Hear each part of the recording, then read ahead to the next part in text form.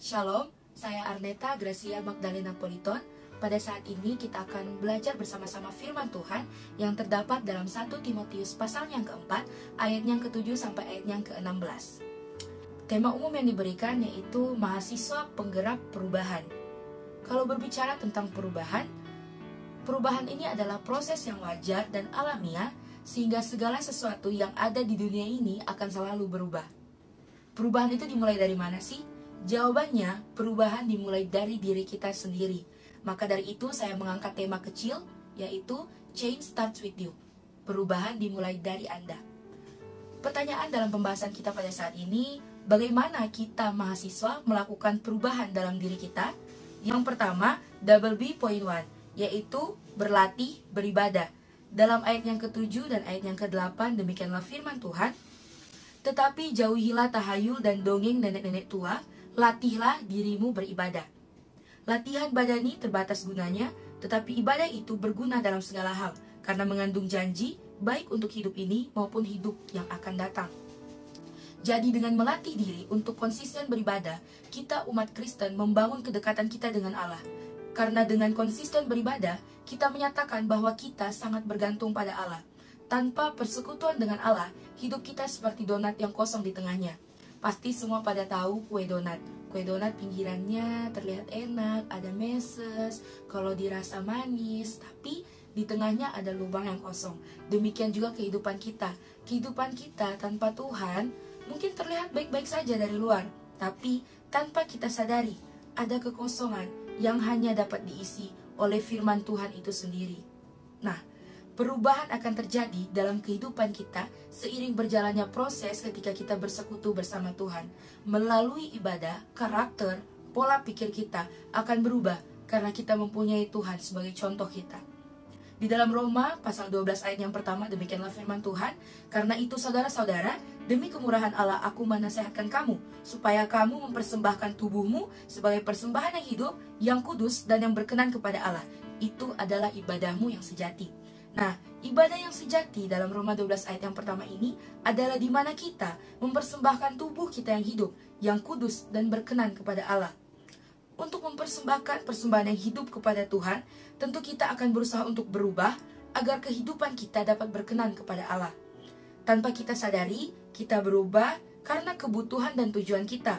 Kebutuhan kita di sini adalah Tuhan, dan tujuan kita adalah berkenan di hadapan Tuhan. Contoh seperti seorang petinju yang konsisten berlatih fisik sebelum bertanding, agar mengalami perubahan dari segi skill dia, daya tahan tubuh dia, bahkan dari kekuatan dia, agar dapat unggul dari lawan yang akan dia lawan nanti, dan mendapatkan kemenangan tentu tujuannya. Demikian juga kita hamba Tuhan yang berlatih melalui ibadah kita kepada Tuhan, agar mengalami perubahan dalam diri, sehingga mendapatkan kemenangan di dalam Tuhan, dan kemudian dipercayakan Tuhan untuk memenangkan jiwa di luar sana. Yang kedua, bagaimana kita mahasiswa melakukan perubahan dalam diri kita, yaitu double B.2, berjerih payah dan berjuang. Ayat yang ke-10, demikianlah firman Tuhan, itulah sebabnya kita berjerih payah dan berjuang, karena kita menaruh pengharapan kita kepada Allah yang hidup, juru selamat semua manusia, terutama mereka yang percaya. Yang menjadi pertanyaan, berjerih payah dan berjuang untuk apa? Tentu untuk konsisten menaruh pengharapan kita kepada Allah yang hidup. Apa yang kita yakini inilah yang kita beritakan dan ajarkan. Dalam ayat yang ke-11 mengatakan, beritakanlah dan ajarkanlah semuanya itu. Jadi apa yang kita yakini, kita beritakan kepada orang lain, sehingga mereka percaya dan bersama-sama menaruh pengharapan kepada Allah. Ajarkan dan beritakan yang kita yakini, agar ketika orang lain mendengar, dia diubahkan oleh karena firman Tuhan. Singkatnya, kalau kita aja masih nggak yakin, gimana kita mau membuat orang lain yakin dan percaya kepada hal yang kita sampaikan? Maka dari itu, kita yang harus yakin dulu. Kita yang harus konsisten dulu menaruh pengharapan kita kepada Tuhan. So, start from you. Dimulai dari dirimu. Yang ketiga, bagaimana kita mahasiswa melakukan perubahan dalam diri kita, yaitu be the role model. Ayat yang ke-12, demikianlah firman Tuhan berkata, jangan seorang pun menganggap engkau rendah karena engkau muda. Jadilah teladan bagi orang-orang percaya dalam perkataanmu, dalam tingkah lakumu, dalam kasihmu, dalam kesetiaanmu, dan dalam kesucianmu. Kita mahasiswa, jangan karena kita usianya masih muda, kita jadi takut untuk berekspresi. Kita jadi mempertanyakan kemampuan kita, bisa nggak ya kita jadi teladan bagi orang lain? Tentu kita bisa, dengan memperhatikan keselarasan antara perkataan dan perbuatan kita. Hal ini harus menjadi ciri khas kita orang-orang yang percaya.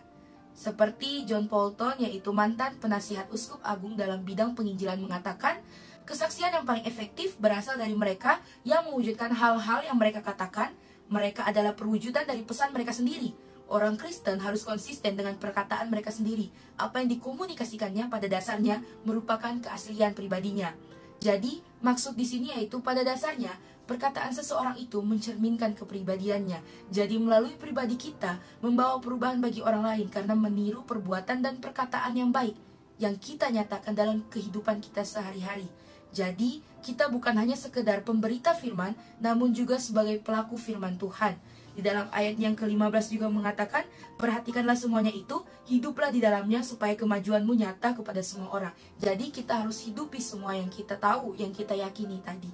Contohnya, dalam suatu persekutuan kita memberi saran untuk mungkin dapat tepat waktu untuk on time. Kayak guys, kita nanti ibadahnya on time ya, tepat waktu lah ya kita mulainya. Namun pada prakteknya kita ternyata ikut terlambat juga nih datang ibadah. Pasti ada aja yang ketika mereka mungkin awalnya excited untuk datang tepat waktu, tapi karena lihat ada yang melanggar, beberapa oknum yang melanggar, bahkan kita sendiri yang misalnya mencetuskan masukan itu, kita juga terlambat.